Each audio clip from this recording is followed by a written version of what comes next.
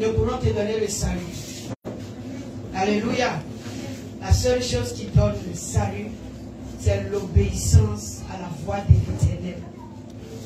Mais je vous confirme que nous sommes dans un monde où l'obéissance n'est pas partout dans toutes les assemblées. Ça, c'est la vérité. L'obéissance n'est pas dans toutes les assemblées. Parce que l'obéissance même n'est pas prêchée partout. Amen. Voilà. L'obéissance n'est pas prêchée partout. Tandis que ce qui sauve, c'est l'obéissance. Nous allons prendre notre livre d'Exode. On va se comprendre.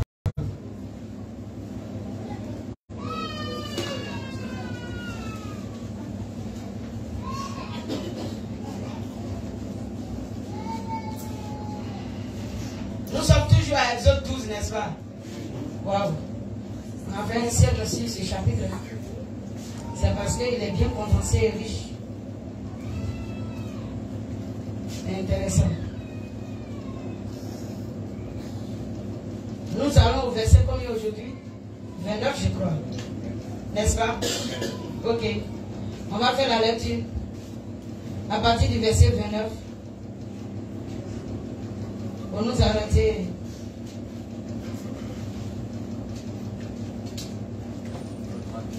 On va se tenir debout pour lire du 29 au verset 32.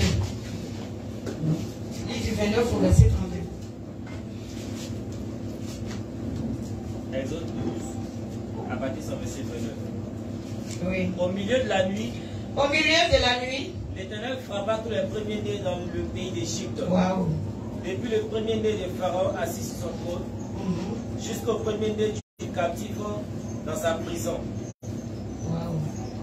Et jusqu'à tous les premiers-nés des animaux. Pharaon se leva de nuit, lui et tous ses serviteurs et tous les Égyptiens, et il y eut de grands cris en Égypte, car il n'y avait point de maison où il n'y eut pas un mort. Wow. Dans la même nuit, Pharaon appela Moïse et Aaron et leur dit: Levez-vous, sortez du milieu de mon peuple, vous et les enfants d'Israël. Allez, servez l'Éternel comme vous l'avez dit. Prenez vos brebis et vos bœufs, comme vous l'avez dit. Allez et bénissez-moi. Verset 32. Amen, ça va. Amen. Gloire à Jésus, on va s'asseoir. C'est intéressant, hein? Qu'est-ce qui est intéressant ici? C'est intéressant, non? La main du Seigneur, oui, a exercé son jugement, n'est-ce pas? Le Seigneur a opéré véritablement ce miracle. Quel est le miracle qui a été opéré ici? Oui? Oui? Oui? Amen? Cette fois-ci, il a libéré les enfants, les femmes, Amen. Cette fois-ci, il a tout libéré. Gloire à Jésus. Mais qu'est-ce que ça peut dire un enfant de Dieu déjà? Qu'est-ce que ça peut dire un enfant de Dieu? Cette fois-ci, en tout cas, Pharaon a tout libéré. Et puis il a chassé tout. Alléluia. Est-ce que vous savez que beaucoup d'enfants de Dieu sont encore dans pareil combat? Quelqu'un me comprend?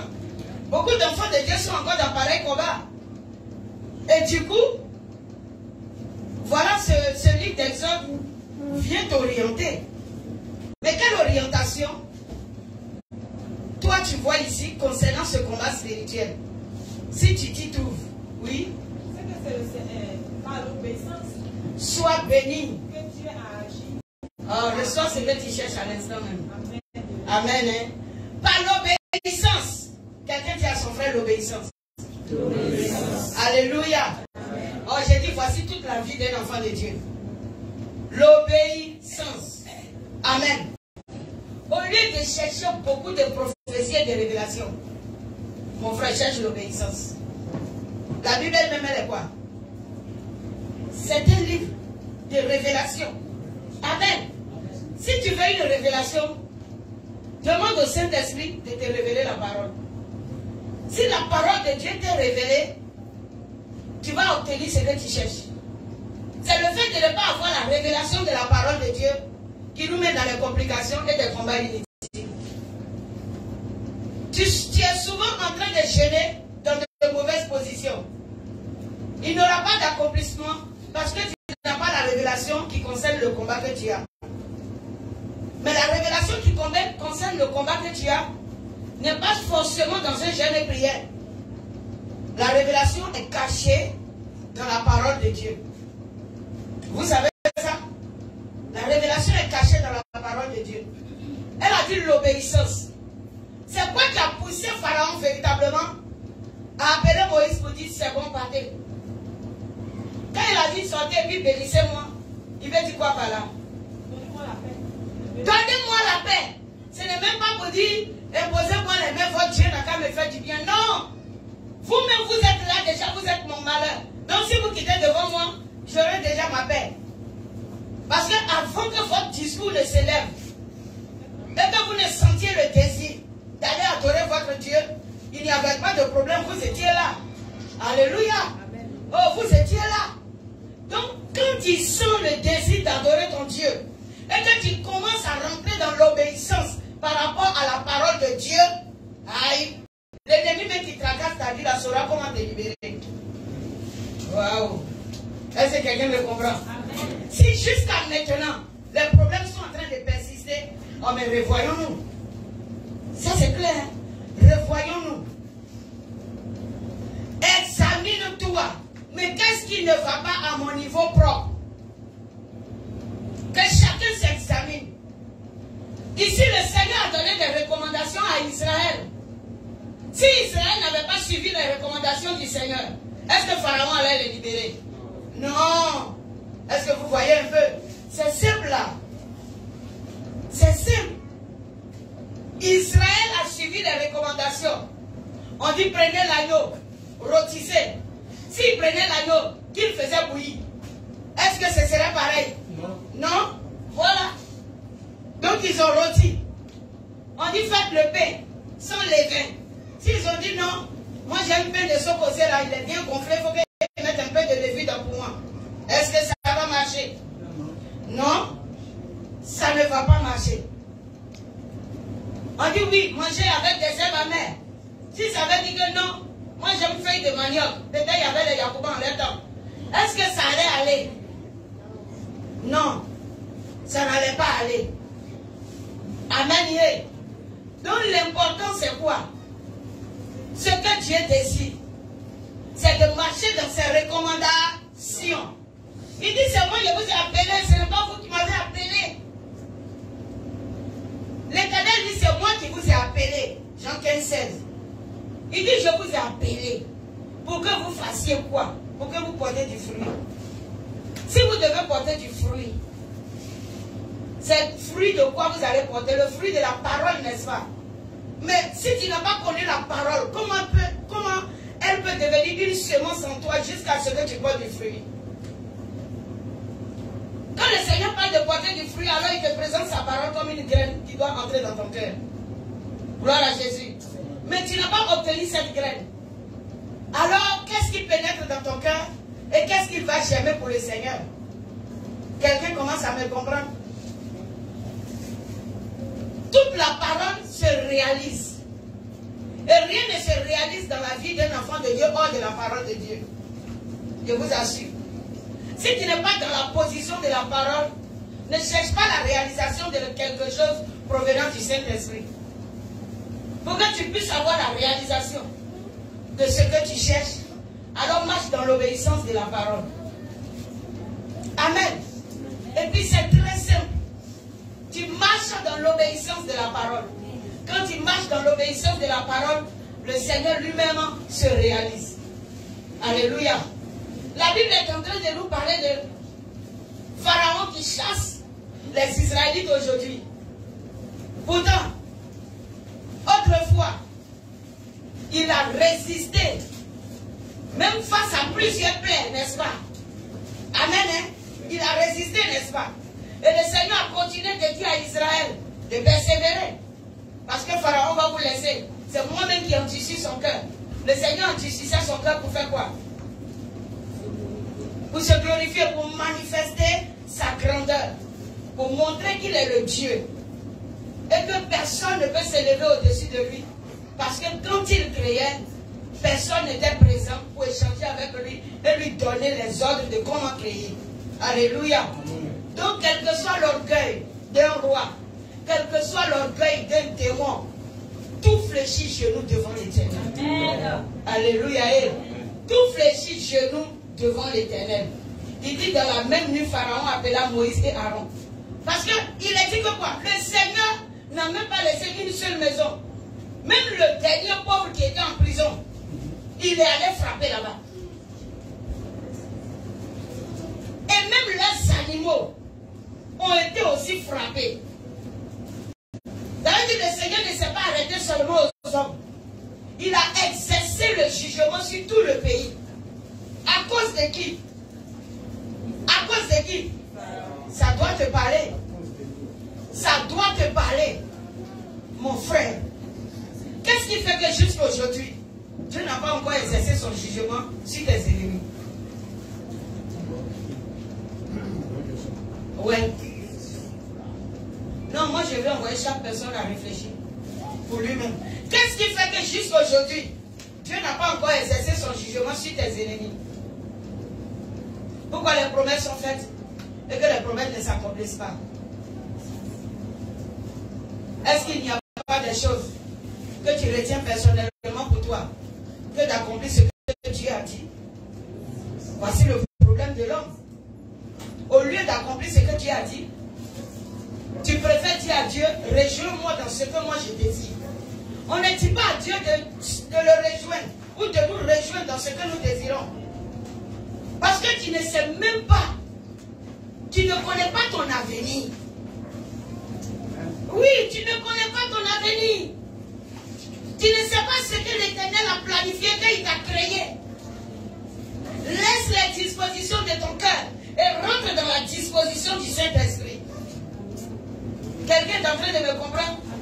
Là, ce qui a permis à Israël de sortir, ou à Pharaon de dire à Moïse, faut partir. Il dit, prenez tout,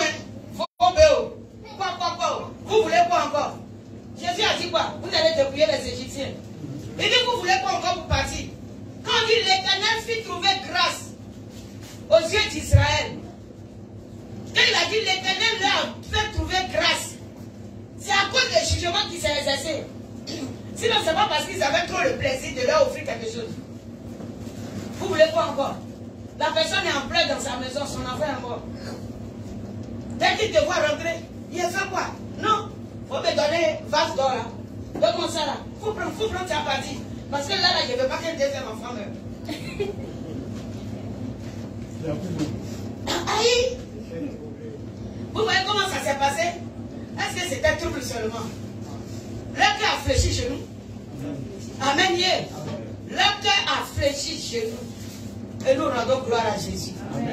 Est-ce que tu peux permettre véritablement au Seigneur d'exercer son jugement contre tes ennemis afin que leur cœur fléchisse chez nous? Le Seigneur ne nous apporte pas un enseignement pour rien. Vous savez, toute la prophétie de la Bible, ça s'est accompli. Tout ce que l'Ancien Testament a écrit, c'est accompli dans le Nouveau Testament. Et Jésus lui-même a tout accompli. Nous avons dit que l'agneau représentait qui? Nous avons dit l'agneau représentait qui? Ensuite, l'agneau représentait qui encore? Nous-mêmes. Amen. Mais, si nous rentrons dans le livre du Nouveau Testament, est-ce que vous savez que cette prophétie-là, où le peuple d'Israël est en train de sortir de l'Égypte, Jésus l'a aussi accompli?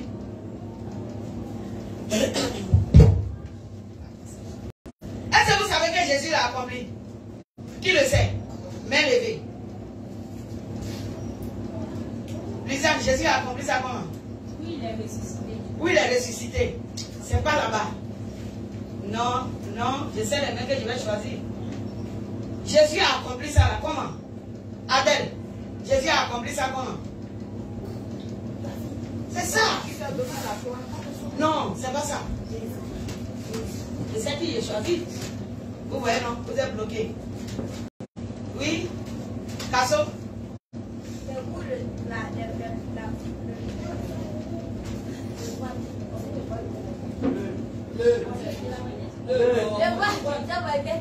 là.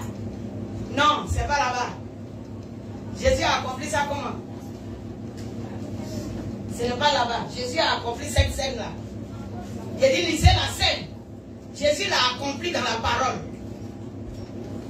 Vous voyez, la parole de Dieu est toute une prophétie. Tout un processus organisé par le Seigneur lui-même. Si tu n'as pas connu le processus organisé par le Seigneur, tu ne seras pas dans la véritable conversion. Oui, maman répond. De reprendre la question. Non, oui, ce que tu viens. J'ai dit la parole de Dieu est tout un processus au fait. Si tu n'as pas connu les processus organisés par le Seigneur, tu ne peux pas être dans la conversion. Parce que la conversion, ce n'est pas le fait de venir me regarder. Ce sont véritablement les profondeurs de la parole de Dieu. Pourquoi cela s'est passé? Et comment est-ce que cela s'est réalisé? Et qu'est-ce que l'Éternel est en train de me dire à travers cet écrit? Voilà les préoccupations que devait avoir un enfant de Dieu.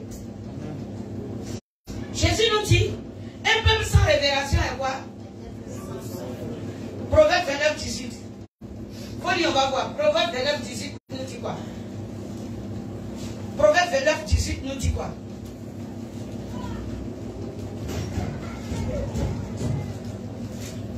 Quelqu'un a vu? Proverbe 29, 18. Oui. Quand il n'y a pas de révélation, Quand il n'y a pas de révélation, le peuple est sans frère. oui. Heureux. Oui. S'il trouve la loi. Merci. S'il observe, pardon, la loi. Heureux s'ils observent la loi. Ça veut dire que quoi?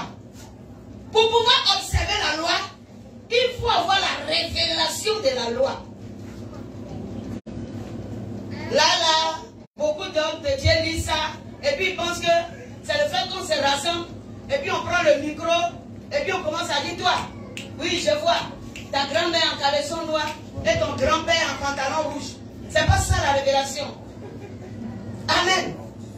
Parce que la grand-mère même n'est pas morte à la croix, ni le grand-père n'a pas été frappé par les pharisiens en son temps pour ma cause.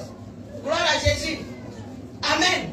Si tu lis la parole de Dieu, tu sauras que les caleçons noirs et les pantalons rouges ne pourront pas te détruire.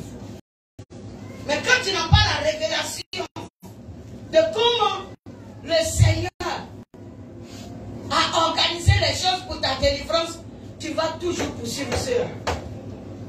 Je veux que tu arrives au niveau où tu ne les poursuis plus. Où eux-mêmes ils regardent ta vie et puis on dit qu'ils relâchent. Vous savez, il y a des petits trucs qui empêchent nos combats spirituels et puis on ne sait pas. Quand à la maison comme ça, monsieur et madame ne s'entendent pas sur le même esprit, ça empêche le combat spirituel. Vous êtes là, vous allez mettre des jeûnes et prières pour dire que non, Dieu a révélé telle situation, l'ennemi veut faire ceci. Commence à ranger dans ton comportement ce qui attire l'ennemi. Commence à ranger ce qui attire l'ennemi dans ton comportement. Oui. Oui, oui.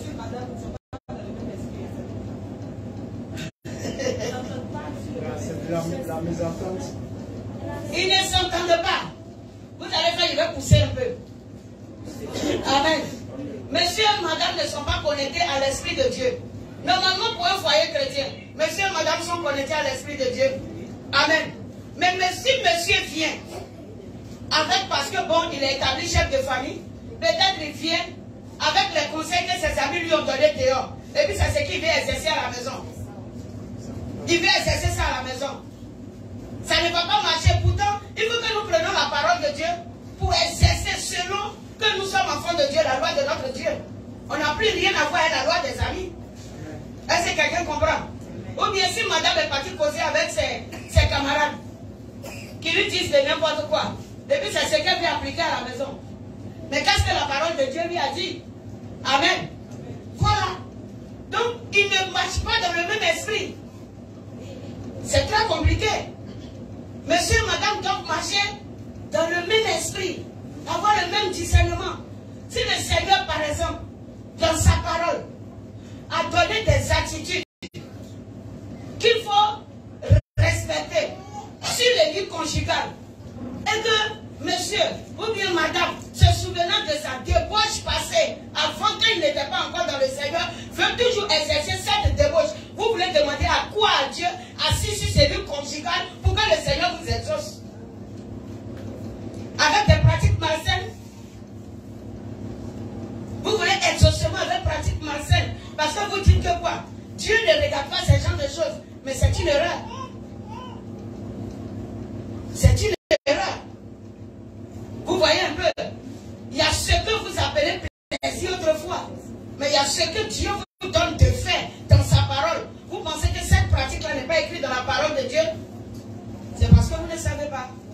C'est celui qui sombre la parole qui sait comment il faut pratiquer. Gloire à Jésus. Amen. Il y a le plus souvent des exagérations que vous apportez. Des choses que la volupté vous a montrées dans le monde.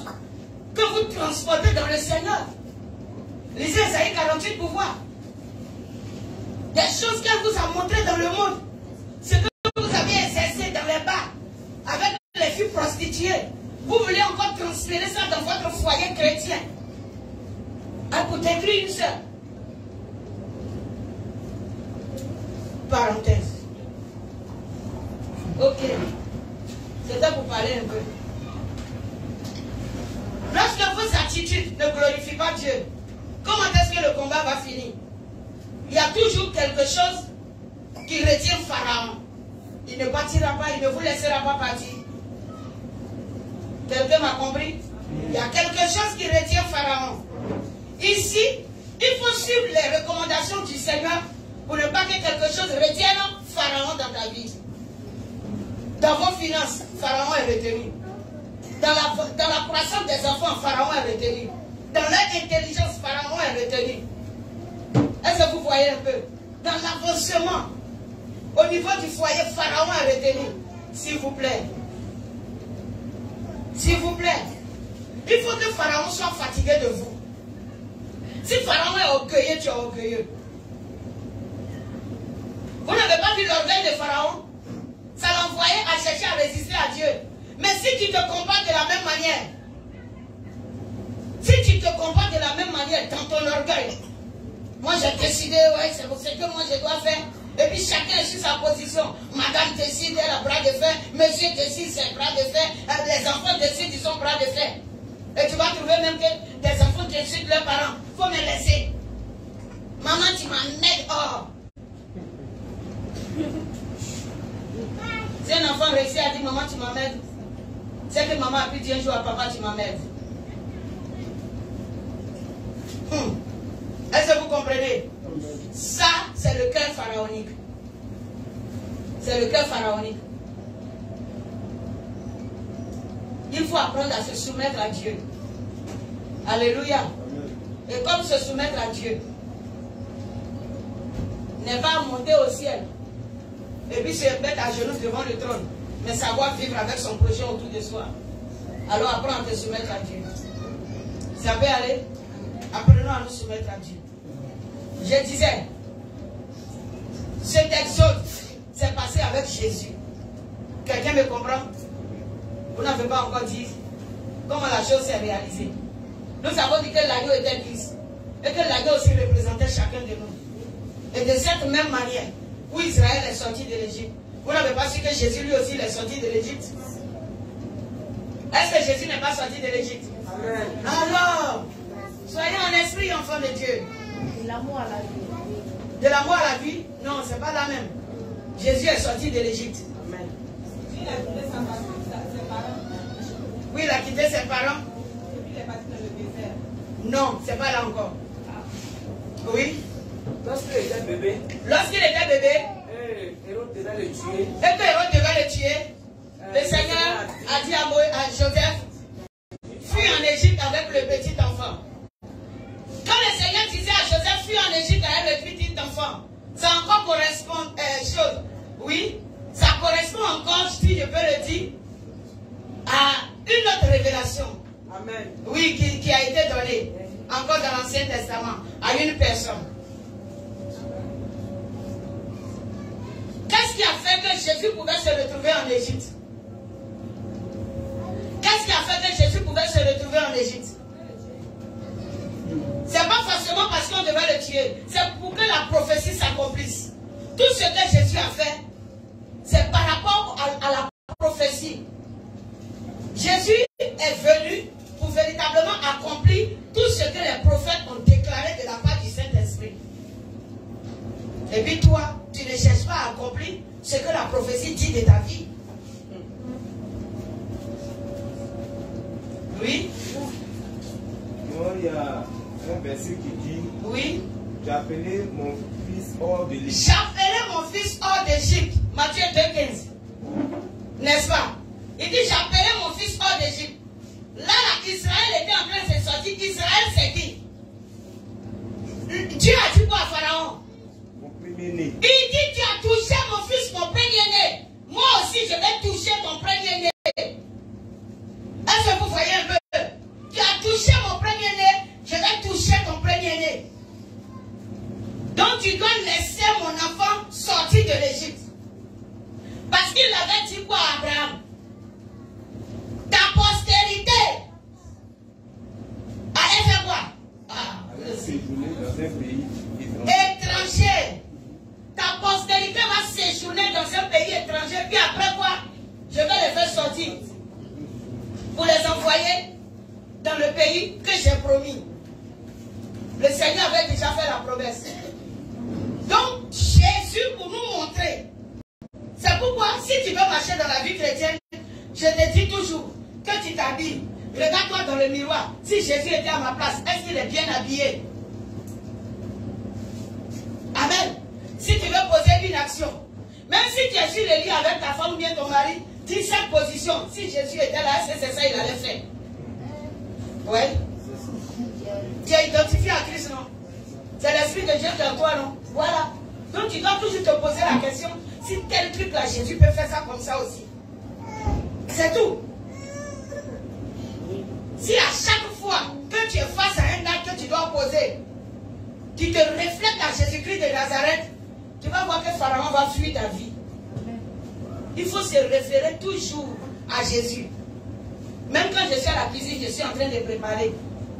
Si Jésus était à ma place, comment il allait faire? Il allait me faire un repas d'amour. Alors je fais une cuisine avec tout mon cœur. Amen. Yeah. Sachant que Dieu me demande de restaurer des personnes. Mais lorsque toute la colère est en train de préparer, ça rate le repas même. Et puis les gens qui mangent ne sont même pas bénis. Oui, oui, c'est vrai. Tout ce qu'on offre, il faut l'offrir avec amour.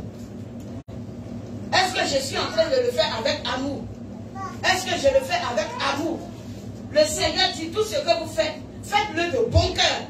Sachant que vous n'êtes pas en train de le faire pour des hommes, mais vous êtes en train de le faire pour Dieu. Alléluia. Voilà, c'est comme ça les choses se passent. Il dit, des descendants vont passer 400 ans sur une terre étrangère. Et puis après quoi?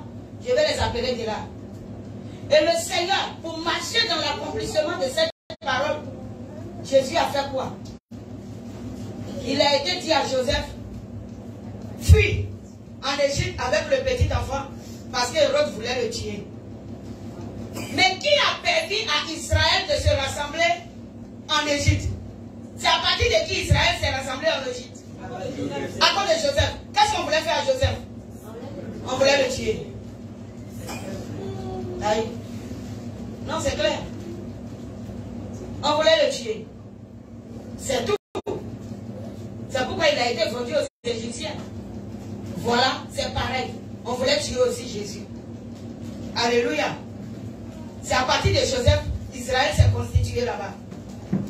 Et le Seigneur maintenant retourne à notre exode afin de nous transférer dans la nouvelle gloire. Aïe. Est-ce que l'enfant de Dieu comprend? Amen. Donc si tu comprends, que Jésus soit ton miroir. Amen.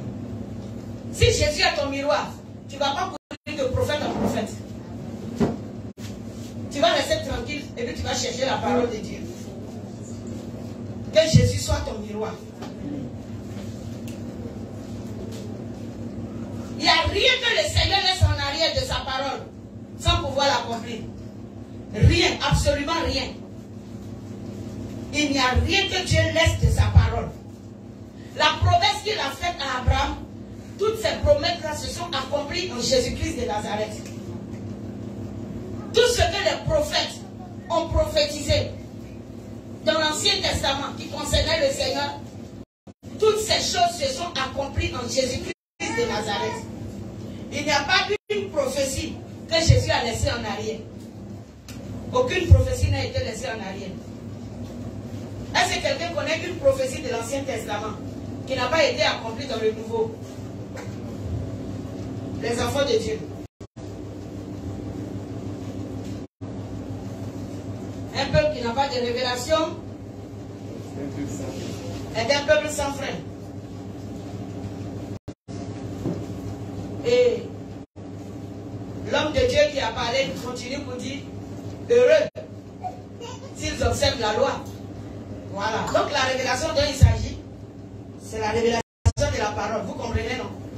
Il ne s'agit pas de haute révélation. Il ne s'agit pas d'une autre révélation. Il s'agit de la parole de Dieu. Si tu as la révélation, les profondeurs de la parole, c'est terminé. Regardez comment on a étudié le sacrifice de l'agneau, le pain sans levain, tous les détails qu'on a vus. Si tu as compris alors la parole et que tu les appliques, c'est terminé.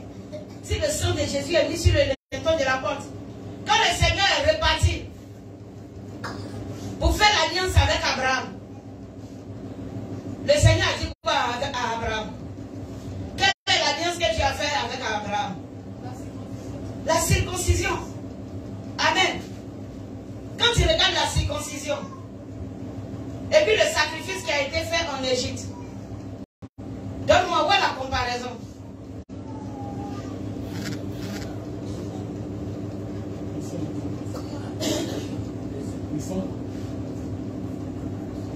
Oui? C'est quoi? Parle. Le sang, la main du sang, le sang. En Égypte, c'est le sang. La circoncision, c'était le sang. Qui parle? Hein? Le sang qu'on a mis sur les linteaux là. C'était dans le but de faire quoi? Oui?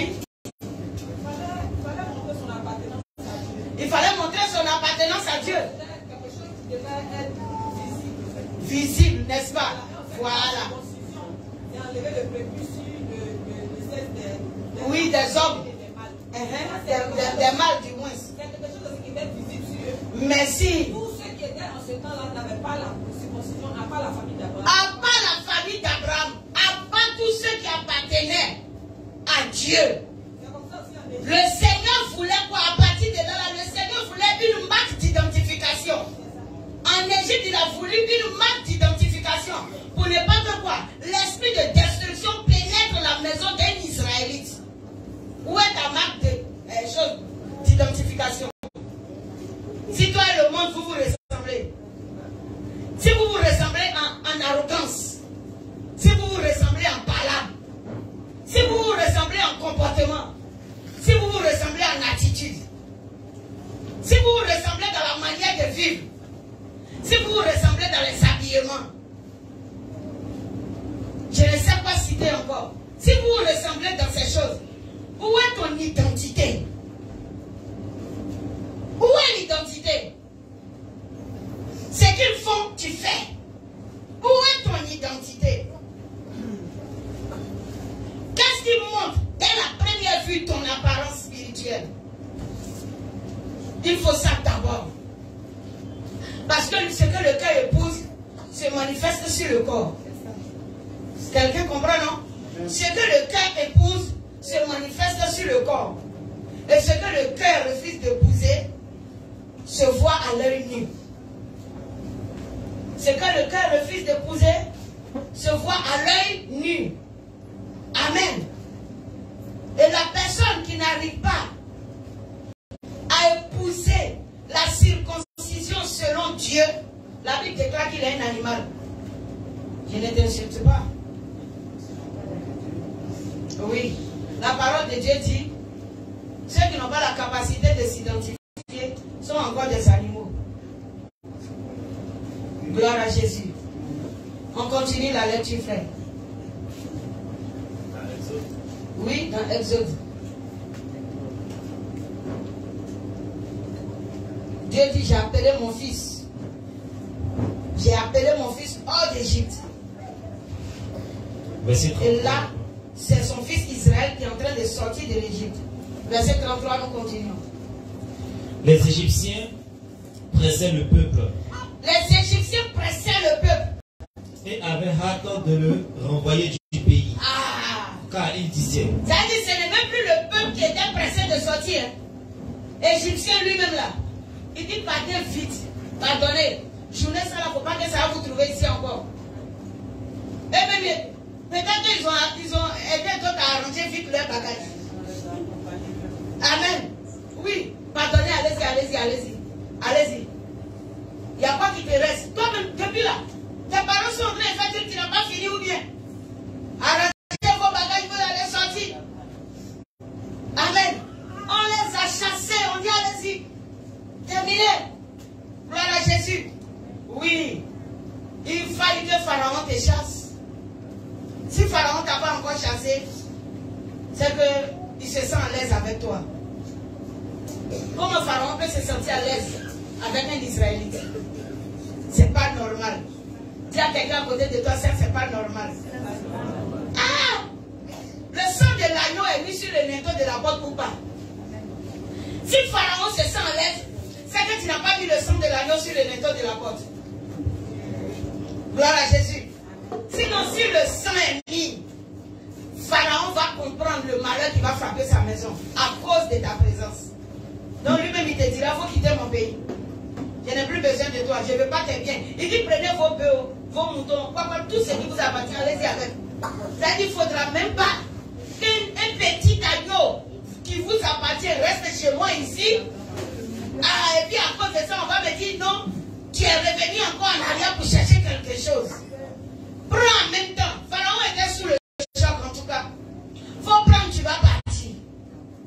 Ne laisse rien. Même si le jour là tu as coiffé ton bébé, il faut prendre ses cheveux, tu vas partir. Ah oui? Et vous prenez tout, vous allez partir. Même si ta femme venait d'accoucher, placenta là, il ne faut pas enterrer ça chez moi. Peut-être tu as te retourner pour dire, je suis venu chercher placenta de mon enfant. Faut prendre, tu vas partir. Même dans tes bagages, tu vas partir. C'est pour vous faire comprendre ce qui s'est passé ce jour-là en Égypte. Ce n'était pas du jeu. Quand tu es un enfant de Dieu, marche simplement dans l'obéissance. Dieu exerce le jugement. Alléluia. On peut continuer. Les Égyptiens pressaient le peuple et ils avaient hâte de le renvoyer du pays. Car ils disaient, nous périrons tous. Ah, on va périr. Le peuple emporta la pâte. Sa pâte? Oui, c'est ça. Ouais. Le peuple emporta sa pâte avant qu'elle fût levée. Ils enveloppèrent les pétrins dans leurs vêtements et les mis sur leurs épaules. Les enfants d'Israël firent ce que Moïse avait dit. Et ils demandèrent aux Égyptiens des vases d'argent, des vases d'or et des vêtements. Oui. L'Éternel fit trouver grâce au peuple aux yeux des Égyptiens qui se rendirent à leur demande. Et ils dépouillaient les Égyptiens. Amen. Amen. Ça, c'est intéressant. Là-haut, il n'y a pas affaire de dire Pharaon a gardé le bien d'un Israélite. Au contraire même, ils ont pris tout ce qui leur appartient. Pharaon a mis Bassou. Aïe, il a mis Bassou dessus. C'est-à-dire ton argent l'a bloqué depuis là. Le Seigneur attend ton obéissance seulement. Et puis Pharaon va dire 1 million, j'avais pris pardon. Il faut prendre 5 millions, on ne sait jamais si jeton va rester derrière. Vous n'avez pas que jeton reste derrière, prendre 5 millions, il faut partir. Alléluia. Obéis à Dieu. Le Seigneur te donne des recommandations, tu n'obéis pas. Quand on dit prémisse, on ne te voit pas. On dit action de grâce, on ne te voit pas. On dit offrande tabernacle, on ne te voit pas. Toi, tu as toujours eu des problèmes. Il faut t'asseoir en Égypte, tu vas avoir tous les problèmes. Mais tant que tu seras en Égypte, les problèmes ne vont pas finir. Pharaon va toujours t'empêcher. Il y a quelque chose qui retient Pharaon dans ta vie. Il ne veut pas relâcher pour que toi tu puisses obéir à Dieu. Pourtant, toutes ces actions-là ont été prévues par le Seigneur dans le but de faire quoi? De restaurer ta personne.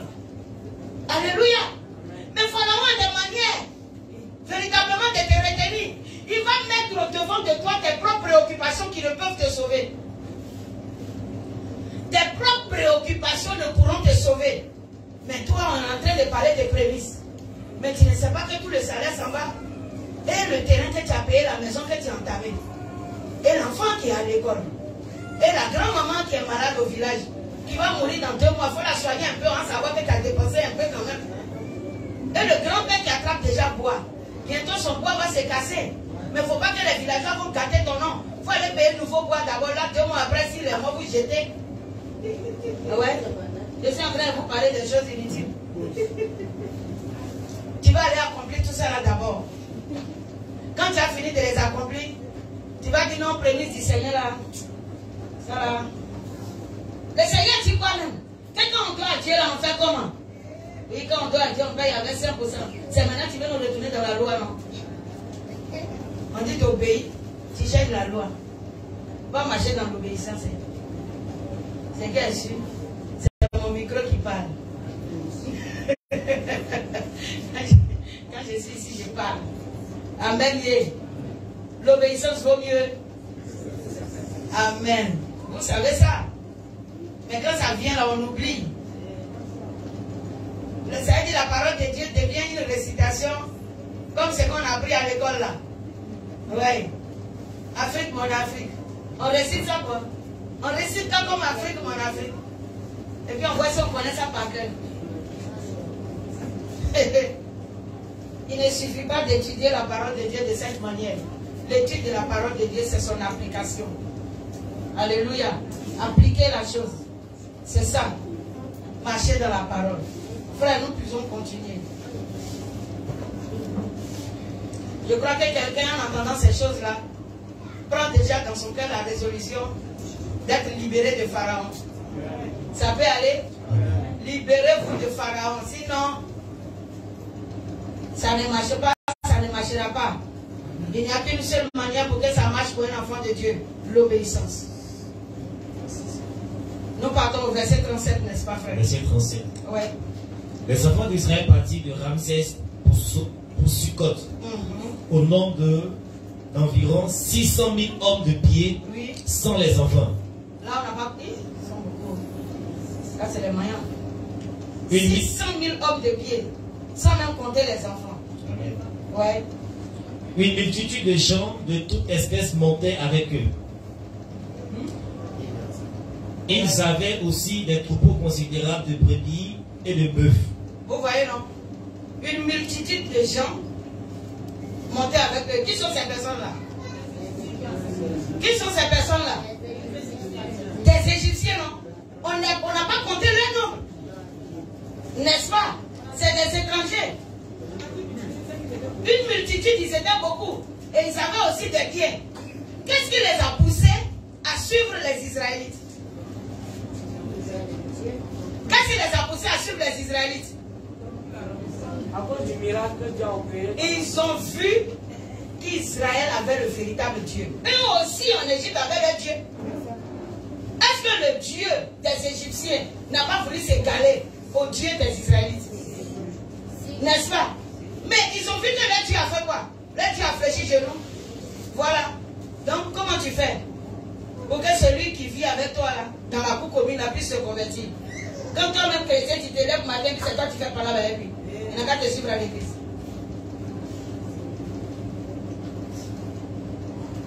Tu n'as pas encore permis à ton voisin de voir la gloire de Dieu. Discours ne finit pas avec vous. Pourtant, c'est toi quand tu te réveilles. Tous les voisins là savent que ça crie dans ta maison. Mais quand tu finis de crier puis tu sors, tu ne montres même pas les actes de tes cris là dehors. On entend dedans là-bas. Jésus, au nom de Jésus. Chaque jour au nom de Jésus. Tu finis de crier au nom de Jésus. Et puis quand tu sors, voisine, est-ce que je peux avoir un petit magique tablette chez toi? Et puis on va chez l'autre voisine. Pardon, tu n'as pas payé 100 bons là, tu vas me donner 2 seulement pour ma sauce. On va chez une autre voisine. Ah! Donc dès que la soeur en Christ sort par là au marché, tous les voisins se rassemblent. Là, eux aussi, ils ont trouvé leur église comme ça. C'est critiquer la soeur en Christ qui est devenue leur église. Mais qu'est-ce qui leur donne cette permission?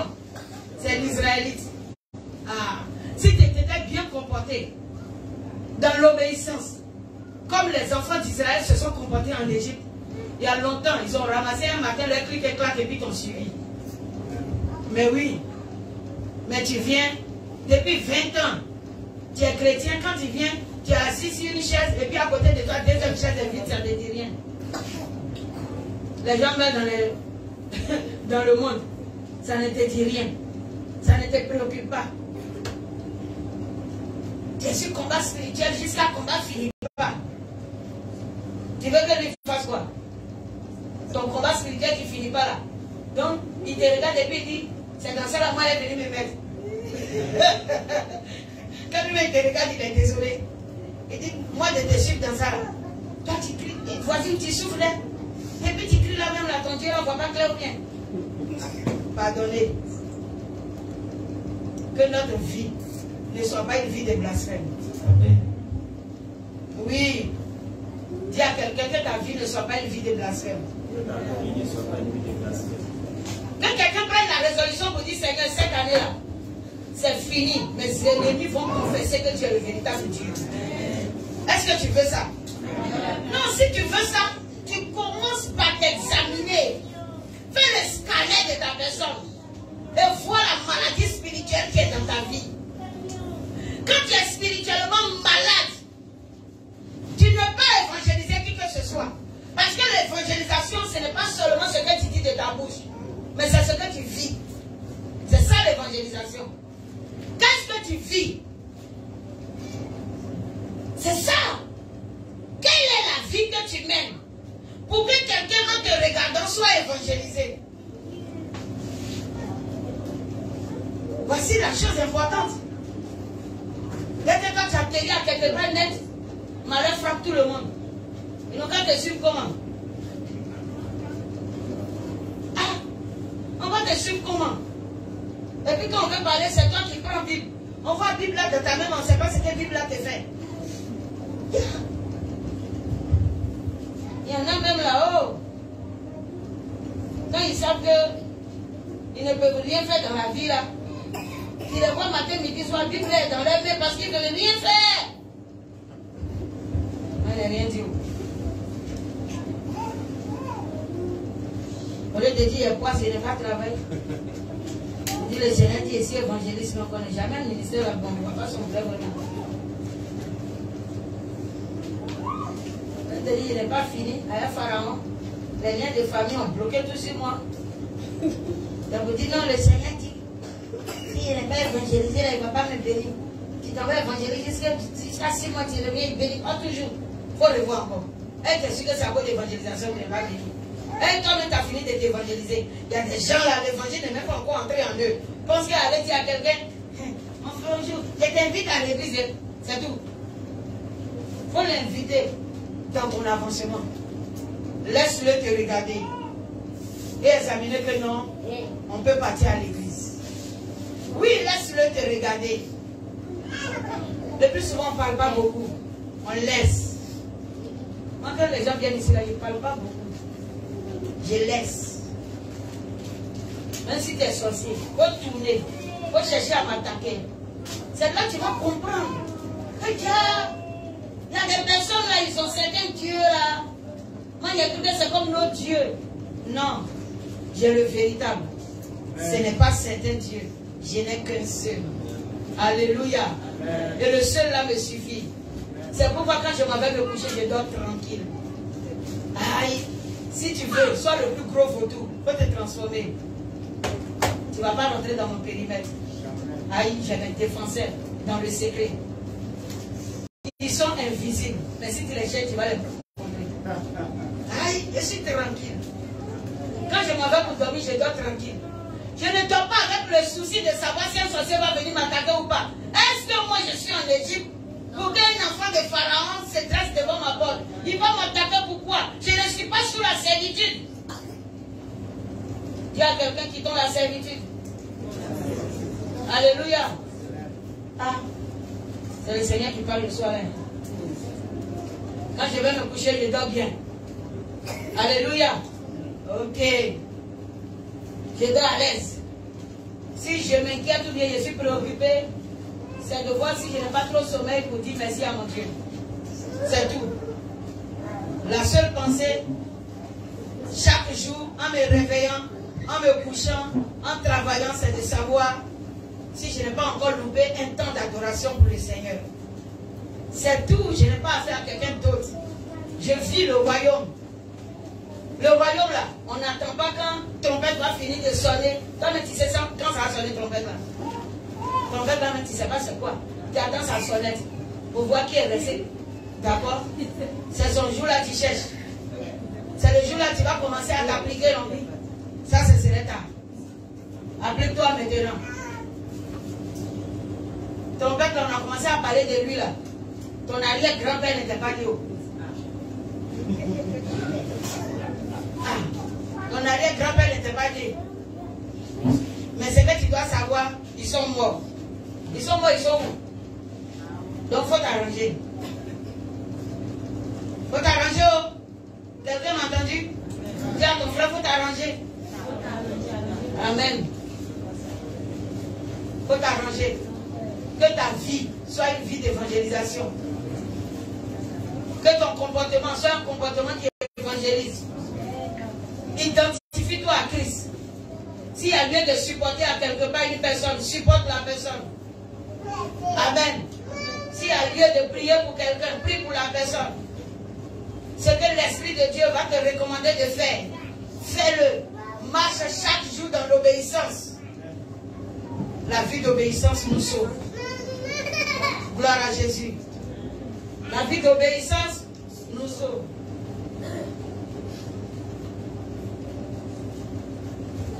Que notre vie ne blasphème pas. Frère en Christ, on peut continuer. Verset 39. Ouais. Il fit des gâteaux cuits sans levain avec la pâte qu'il avait emportée d'Égypte et qui n'était pas levée. Oui. Car ils avaient été chassés d'Égypte sans pouvoir tarder et sans prendre de provisions avec eux. Ouais. Ça c'est propre, oui.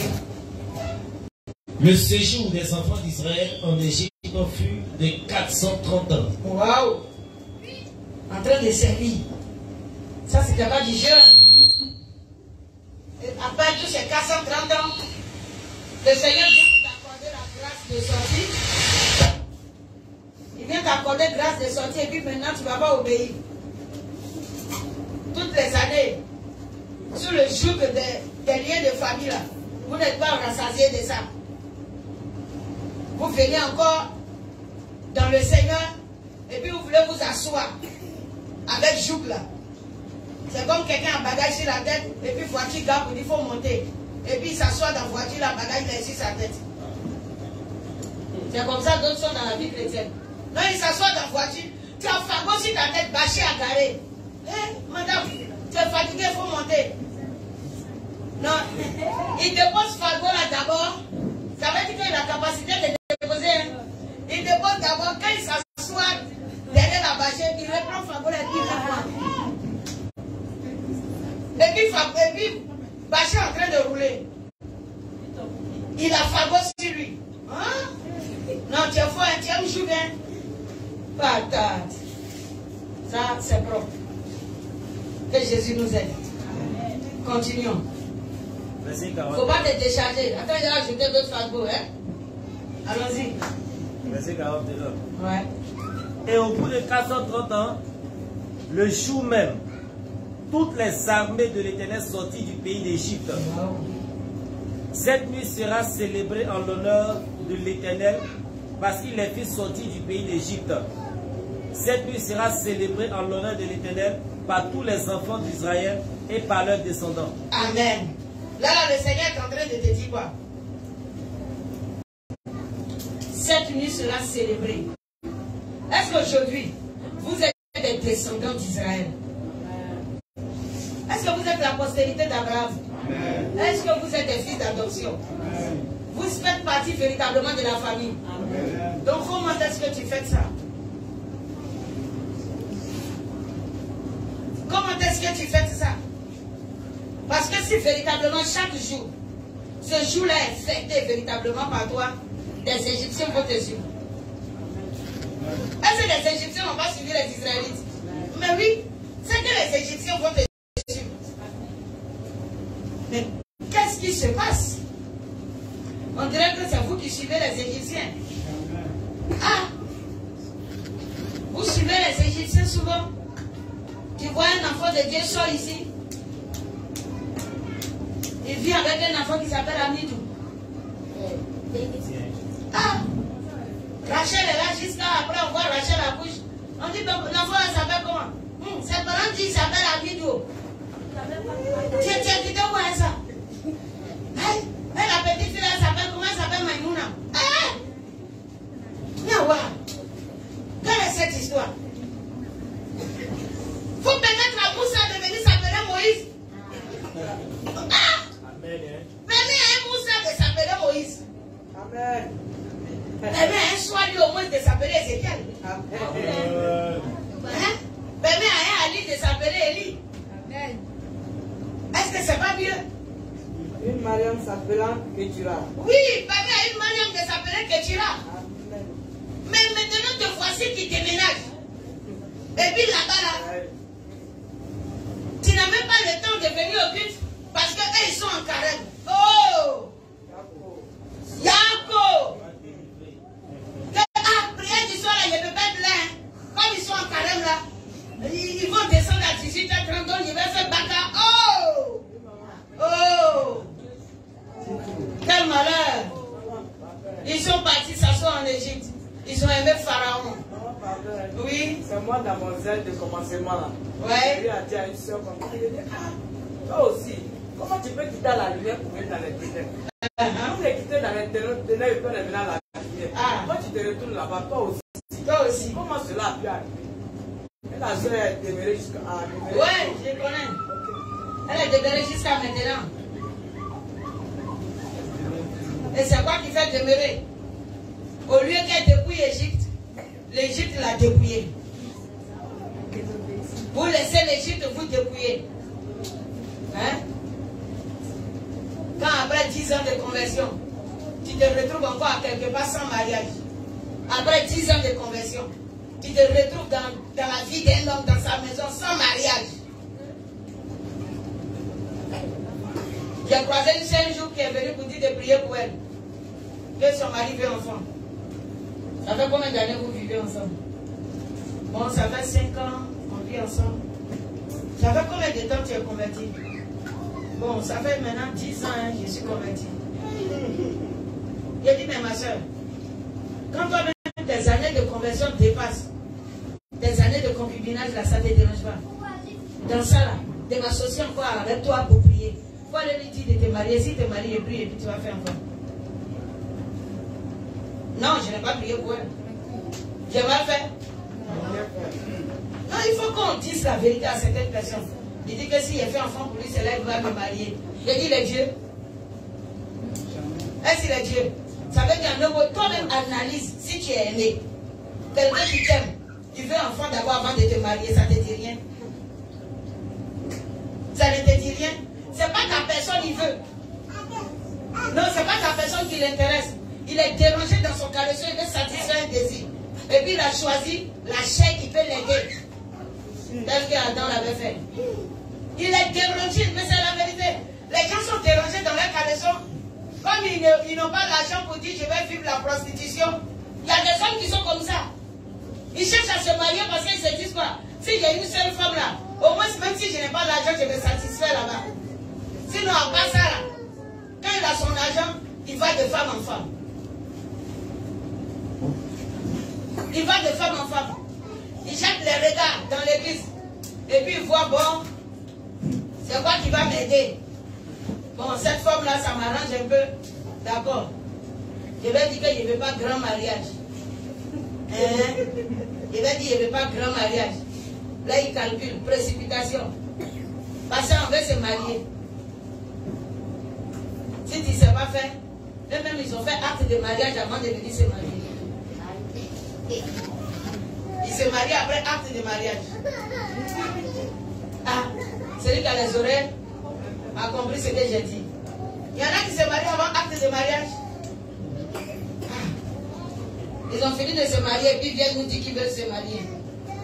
Et dans te marier là, c'est pourquoi? Tu as fini? Donc tu es déjà marié? Que le Seigneur nous aide. On On peut continuer. Amen. Ouais. Verset 43. Ouais. L'Éternel dit à Moïse et à Aaron, voici une ordonnance au sujet de la Pâque. Voici une ordonnance au sujet de la Pâque. Aucun étranger n'en mangera. Ouais, ça c'est propre. Tu circonciras tout esclave à qui a pris d'argent, alors il en mangera. Alléluia. Tu circonciras tout esclave à qui a pris d'argent, alors il en mangera. Tu circonciras, ça veut dire quoi? Regardez l'alliance de la circoncision qui a été donnée à Abraham. Parce que c'est cette alliance qui nous suit. C'est dans cette alliance que nous marchons encore. Mais combien de personnes comprennent les profondeurs de la circoncision? Assez de chrétiens ne sont pas circoncis. Lorsque le Seigneur a montré à Moïse la construction du tabernacle, il y a quelque chose que le Seigneur a défini quand j'ai étudié le tabernacle. Si tu étudies la parole de Dieu, personne ne te parlera du dépouillement. Parce que tu veux que le Seigneur écrive à quelque part, il faut attacher foulard, il faut enlever ici, il ne faut pas porter ceci, il ne faut pas porter cela. La parole de Dieu est voilée. Et seul l'Esprit de Dieu nous envoie la compréhension. Jésus lui-même, il dit quoi? Personne ne connaît le Fils, si ce n'est le Père. Oui. La dernière fois, tu as dit que pour... On n'a qu'à aller lire à la maison, Exode 37, par rapport au dépouillement. Ah. Mais j'ai lu. Tu n'as pas compris. Tu ne peux comprendre. Le temps vient où tu comprendras. Jésus est Seigneur. Tu sais pourquoi tu n'as pas compris? Ce n'est pas ta faute. Prends Isaïe 29. Viens lui dire pourquoi elle n'a pas compris. Tout le monde ne comprend pas la parole de Dieu. Quelqu'un prend Isaïe 29. Quelqu'un prend Matthieu 11, 27. Isaïe 29. Je crois. Si je ne me trompe pas, oui. C'est ça. Isaïe 29. Oui. Oui. Verset 20. Non, je vais prendre Isaïe aussi.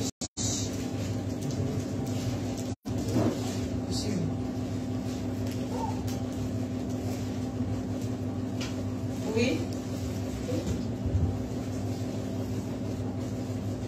À partir du verset 10.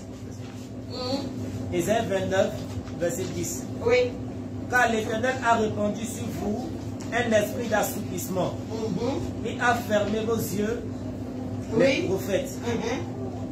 Il a voilé vos têtes, les voyants. Oui. Toute la révélation est pour vous, comme un mot, comme les mots d'un livre cacheté. Toute la révélation. Il parle de quelle révélation? Il parle de quelle révélation? Il parle de quelle révélation? C'est toute la Bible. C'est toute la Bible. De la Genèse jusqu'à l'Apocalypse. Toute la Bible est voilée. Et personne ne peut comprendre si Dieu ne te choisit pour te le révéler. Oui. Toute la révélation est pour vous. Comme un livre caché. C'est après ça que vous cherchez encore d'autres révélations. Vous voulez des révélations. Pourtant, ce qu'il vous faut comme révélation se trouve dans la parole de Dieu. Mais cette révélation est comment? Elle est voilée à vos yeux. Mais pourquoi elle est voilée? Parce que Dieu a voulu les voiler pour ne pas que le monde vole la richesse de la parole. Est-ce que vous comprenez? Mais Dieu veut faire quoi? Il veut les révéler à des fils. Mais qui est fils de Dieu? C'est ça. Qui est fils? Vous êtes tous assis à l'église, mais beaucoup sont dans le pavis extérieur. Tandis que quand ils rentrent dans l'Apocalypse, le pavis extérieur du tabernacle n'est pas mesuré. Quelqu'un comprend? Le pavis extérieur n'est pas mesuré.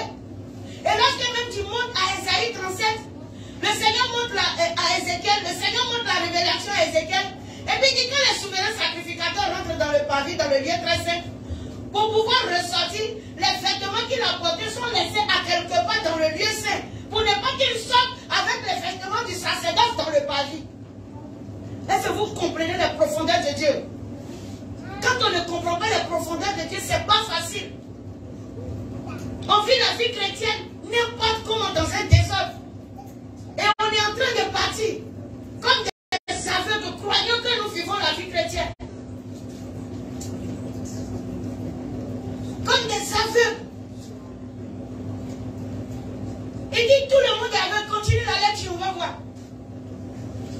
la révélation est pour vous comme les mots d'un livre cacheté. Toute la révélation est pour vous comme les mots d'un livre cacheté. Que l'on donne à un homme qui sait lire. Un homme qui sait lire. En disant. Lis donc cela. Lis donc cela. Et qui répond. Je ne le puis. Car il est cacheté. Qui est cet homme qui sait lire? Les pasteurs. Ils ne peuvent pas. Parce que c'est caché. Aujourd'hui, je comprends pourquoi le Seigneur m'avait donné cette révélation. Je comprends pourquoi il m'avait donné la révélation. Le Seigneur m'avait réveillé à 1h du matin. Je rends toujours ce témoignage. Amen. Dans ce temps, je n'ai pas compris ce que le Seigneur voulait dire par là. Il dit, prends ton bic, prends ton calepin et prends ta Bible. Je veux te parler. J'ai tout pris, j'ai mis devant moi. Il dit, mes serviteurs prêchent la révélation partielle de ma parole. À toi, j'ai décidé de donner les profondeurs. La révélation prophétique. Il dit, mais Seigneur, la révélation prophétique, ça veut dire quoi? Il dit, la pensée de l'Éternel lorsqu'il a écrit. Je vais te révéler la pensée de Dieu. Mes serviteurs ne connaissent pas mes pensées. Et c'est aujourd'hui que je suis en train de faire le constat de ces choses. Si vous voyez que je ne m'agite pas, il faut t'asseoir avec l'Éternel, qu'il te décrive sa pensée. Toi-même, tu vas rester tranquille devant la parole. Il n'y a pas d'agitation si l'on connaît la parole et qu'on rentre dans l'obéissance. Satan même te voit venir, puis lui-même il se cherche. C'est à cause de sa combat spirituel. Tiens, il ne fait pas partie de ma vie. Hein. Oui, le combat qui fait partie de ma vie, là, moi je chasse. Je ne sais pas quel démon il a chassé. Hein. Dans moi, ma vie là. Non, moi je ne chasse pas de démons. Entre les efforts là. Le seul effort que moi je fournis, c'est de rester en contact avec ce Dieu. Et puis cela me suffit. Je n'ai pas de démons à chasser. Les de famille ne me connaissent pas. Ils ne peuvent me connaître. Aïe! Demandez aux Ézéchiel là. Ils ont vu ici. Pendant leur conversion, ils ont vu que le lien de famille ne me connaît pas. Tous les marabouts qui ont été dégagés ont cherché. En fin de compte, ils ont dit quoi? Quand ils étaient obligés de dire aux parents que non, on a qu'à peut-être son médicament là où c'est quitté là, c'est dans son village où elle est née là. Si on n'est pas arrivé là-bas, on ne peut pas la voir. Il dit, oh, allez-y les renseigner. Vous dites que c'est au ciel. Ils n'ont qu'à arriver là-bas. Là, ils auront la permission de m'avoir. Sinon, à part ça, c'est terminé. Alors, donc pourquoi toi aussi le Seigneur ne peut pas faire de même avec ta vie? Est-ce que le Seigneur ne peut pas faire ça aussi? Amen. Le Seigneur peut le faire. Le Seigneur peut le faire. Seulement, tu ne peux pas te laisser rôtir. Laisse-moi rôtir. On dit que l'agneau doit être rôti. L'agneau ne doit pas être bouilli. Un agneau rôti, c'est cet agneau-là qui est plongé dans la parole de Dieu, qui est passé par les épreuves de la parole, qui a été éprouvé par la parole et qui est sorti en pur. Oui, c'est ça la parole de Dieu. Mais tu ne veux pas être éprouvé par la parole. Tu veux encore tomber ici, mes parents ont dit ceci. Mon mari a dit cela. Mes beaux-parents ont dit ça. Mon arrière-ancien grand-père, son cousin, sa cousine derrière lui ont dit ça. Non. Quand ces choses existent encore dans ta vie, Pharaon sera maintenu. La parole est voilée, cachée. Disposition de cœur. Tranquillité d'esprit devant Dieu. Sans agitation. Confiance totale à l'Éternel. Sans chercher une prophétie qui déborde à gauche, à droite. Reste tranquille. Tu verras l'Éternel dans sa gloire. Alléluia. On dit révélation est cachée. Il faut chercher celui qui détient la chose qui est cachée. Tu cherches autre chose. Continue, frère. Il dit les pasteurs ne peuvent le lire. Oui. Le peuple le dit. Il dit, il répond le verset. Toute la révélation est pour vous comme les mots d'un livre cacheté. Oui. Que l'on donne à un homme qui sait lire. En disant, lis donc cela. Oui. Et il répond, je le puis. Oui. Car il est cacheté. Est-ce que toi-même, regarde, physiquement parlant, un homme qui sait lire, tu lui donnes un livre de lire. Il doit pouvoir les lire. Mais on te dit, il ne peut pas lire. Quelqu'un a caché ça. L'auteur du livre a caché la révélation de sa lecture. Il s'est compliqué non? C'est lui qui a voulu ainsi. Jésus a dit à ses disciples, pourquoi tu n'aimes pas la parabole? Il dit oui. Pourquoi en attendant, ils ne comprennent pas. Et quand voyant ne voient point. Et qu'ils ne se convertissent afin qu'ils ne soient sauvés. Vous pouvez comprendre ça? On n'est pas qu'ils se convertissent pour être sauvés. C'est profond, hein? Parce que méditez ces choses. Et puis vous allez comprendre que le salut de Jésus là, ce n'est pas du désordre. Les choses sont cachées ainsi. Vous n'êtes pas que n'importe qui rentre dans le royaume des cieux. C'est pour ne pas que n'importe qui rentre dans le royaume. Le royaume, c'est une gloire précieuse. C'est pas parce que tu dis je veux entrer que tu vas entrer. Non. Il y a des preuves pour entrer. Il y a des preuves pour entrer dans le royaume. Frère, continue. Verset 12. Oui. Ou comme un livre que l'on donne à un homme qui ne sait pas lire, oui, en disant, lis donc cela. Et qui répond, je ne sais pas lire. C'est évident, il ne sait pas lire. Dès que maman Kodé vient de dire, j'ai lu Exode 35, je n'ai pas compris. C'est parce qu'elle ne sait pas lire. Ça ne veut pas dire qu'elle n'est pas allée à l'école. Mais elle ne sait pas lire. C'est compliqué, non? C'est pourquoi on vous appelle à l'enseignement. Vous avez la grâce. Que le Seigneur dévoile ici les mystères de la parole. C'est la grâce. La révélation de la mission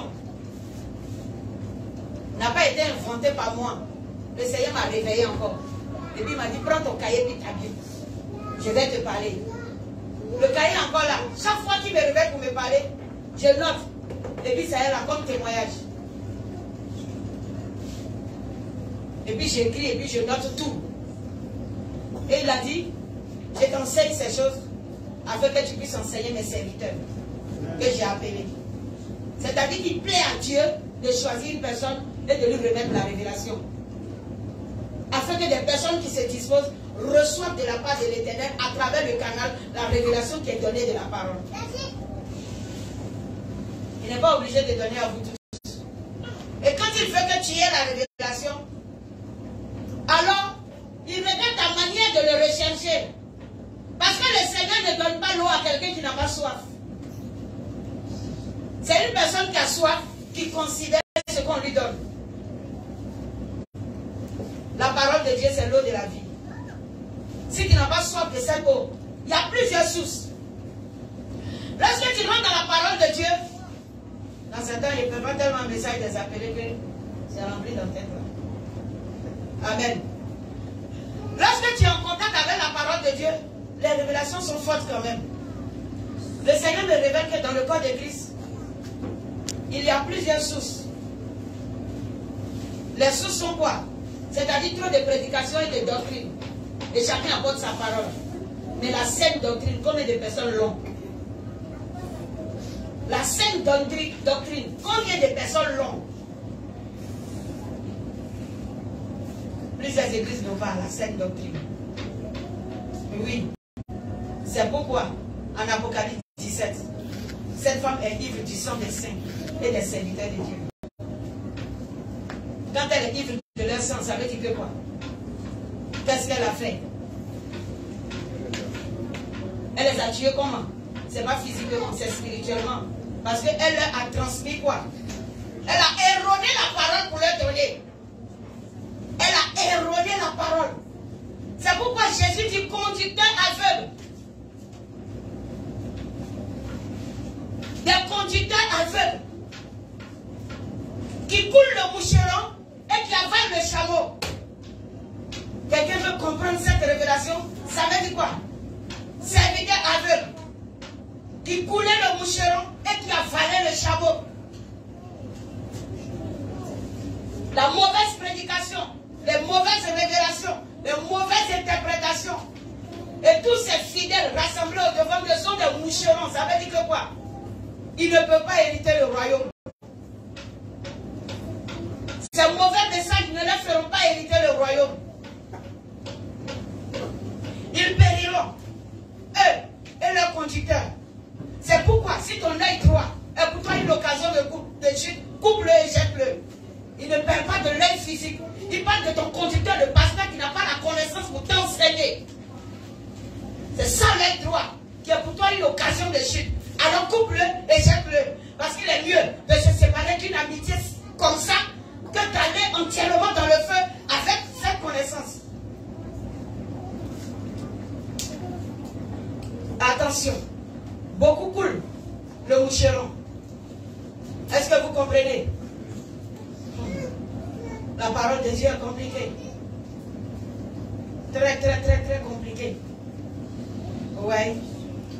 Ecclésiaste disait quelque chose en Ecclésiaste 10, je crois. Je vais voir. Oh, Saint-Esprit. Comment faire connaître ta parole à tes serviteurs?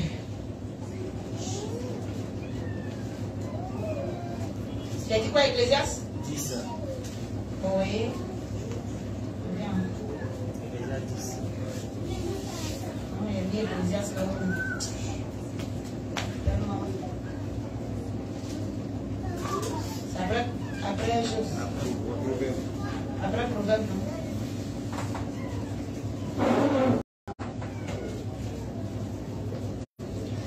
Ecclésiaste 10. Oui, son verset 1 même dit quoi? Verset 1. Ouais. Les mouches mortes infectent. Les mouches mortes infectent. Et font fermenter l'huile du parfumeur. Un peu de folie l'emporte sur la sagesse et sur la gloire. Qui comprend ce verset? Les mouches mortes infectent et font fermenter l'huile du parfumeur. Même les moucherons sont quoi? Les moucherons sont quoi? Hein? Les moucherons physiquement sont quoi? Ce sont des insectes. Des insectes. Très embêtants.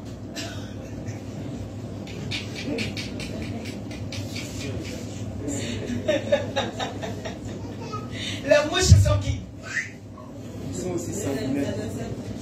Ils sont aussi des insectes, en tout cas, très embêtants aussi. Ici, la parole de Dieu te parle des mouches mortes qui infectent et font fermenter l'huile du parfumeur. J'ai envie de garder la révélation même voilée. Le parfumeur, c'est qui? Hein? Faut parler fort. C'est l'homme de Dieu, le parfumeur. Maintenant, les mouches mortes infectent et font fermenter l'huile du parfumeur. Pourtant, son huile, c'est quoi? Mais les mouches mortes, c'est quoi? C'est la mauvaise révélation de la parole. La contradiction de la parole infecte l'huile du parfumeur. Qu'est-ce que le Seigneur aurait voulu faire de lui? Le Seigneur l'a appelé pour que lorsque lui dépose sa prière dans l'encensoir et qu'il lui met le feu de la parole, que cela monte à l'Éternel comme une agréable odeur. Mais cette prière est infectée parce que la révélation qu'il a de Dieu est forte et la prédication qu'il donne n'est pas ça. Les mouches mortes infectent l'huile du parfumeur. Retournons à notre exode, sinon il y a pas toute la vie.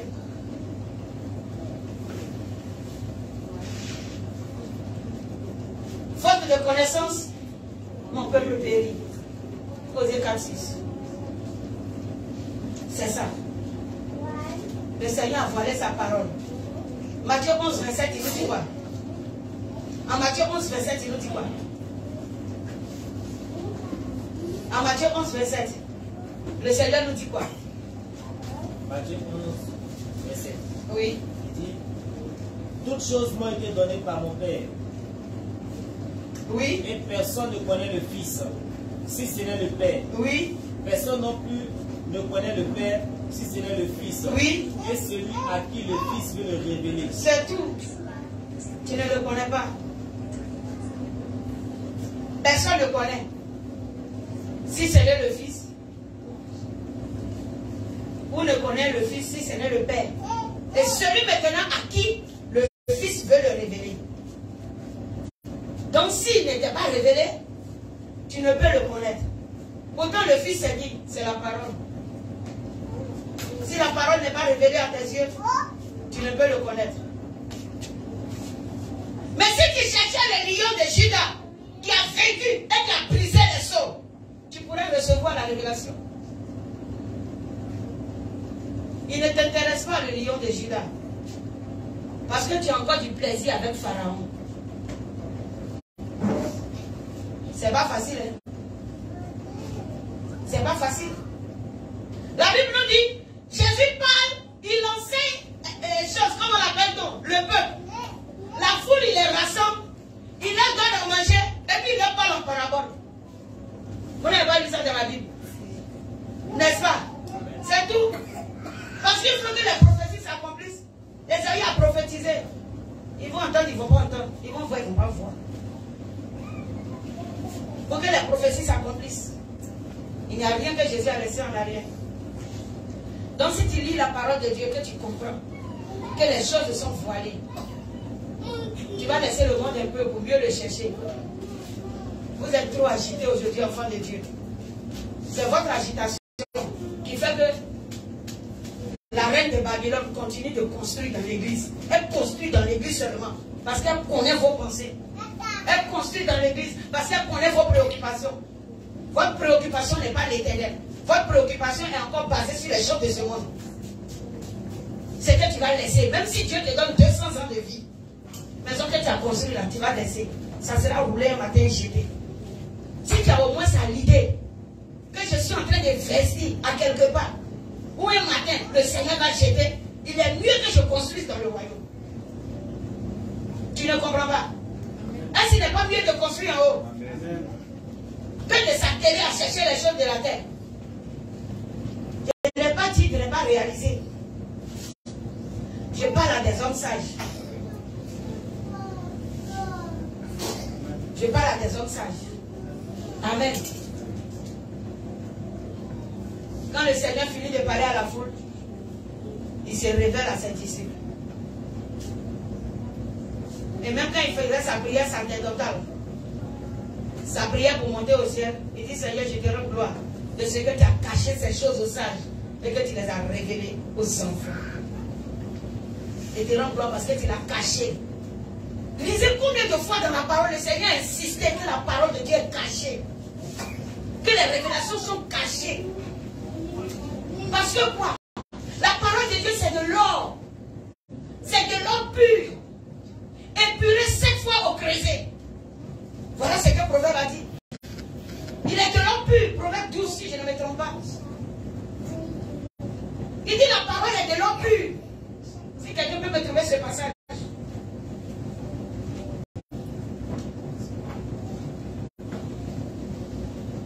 Mais vous ne voulez pas de l'or pur. Vous voulez ce qui est sali.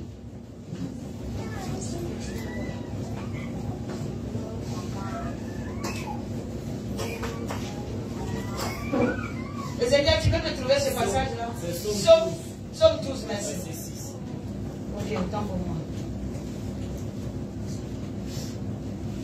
Merci, Somme 12.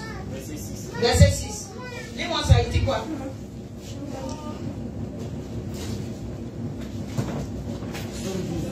Ici, c'est verset 7. Verset 7. D'accord. Verset 7.